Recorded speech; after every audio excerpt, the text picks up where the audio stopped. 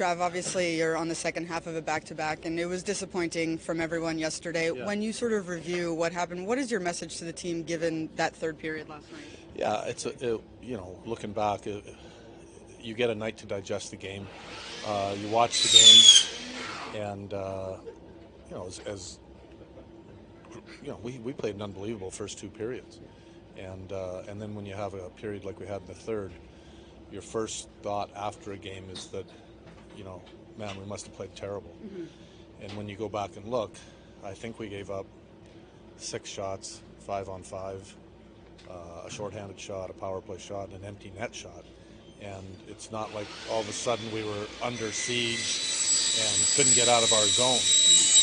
When you give up 5 or 6 shots, 5-on-5, that's not the case. But we did have a couple breakdowns, a couple little things that amounted to them to scoring. And, for me, it was a good morning to talk to our team about getting a game back under control, keeping your confidence as well when things aren't going the way you want. But also being honest about the first two periods. It was exactly how we wanted to play. And you've got to find a way to get that back. And you're playing a veteran team that took advantage of a couple of mistakes. Obviously, last time we were here, there was that situation with Jonas and Kurtis and all that. Do you expect Kurtis to be in the lineup, and how do you sort of handle that emotion if he is? It's always an emotional game when you're playing the Rangers. It's a fun place to play. Dermy's healthy. He's back in the lineup tonight, and that's part of the game. There's a part of the game in hockey that people love, and it's a physical game, and I expect emotions to be high tonight. Again, the Ranger Devil rivalry, and it'll be a fun game to play. How do you sort of keep the emotion in check, as opposed to last time, the emotional tilt? How do you keep them focused on just winning the game tonight? Yeah, talk about it. I think these are games that you have to enjoy as a team, and look forward to.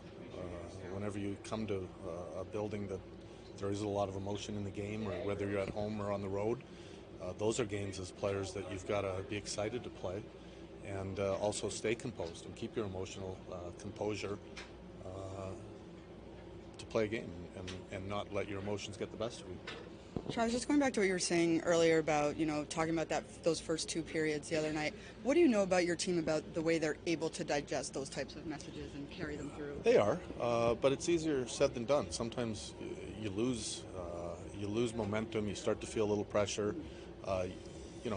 We have relatively young players, and you can tell them to keep their poise, stay confident, but then it's doing it. And you've got to sometimes go through scenarios where things aren't going well, and you learn from mistakes, much like anything in life.